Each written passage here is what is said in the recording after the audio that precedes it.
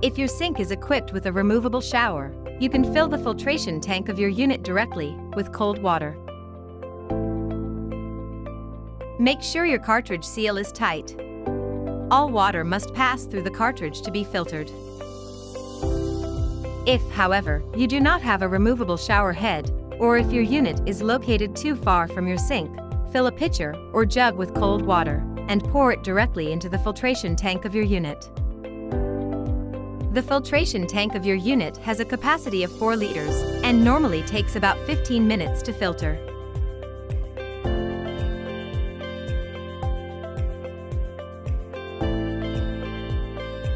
You can now enjoy a nice fresh glass of water with no aftertaste and no odor.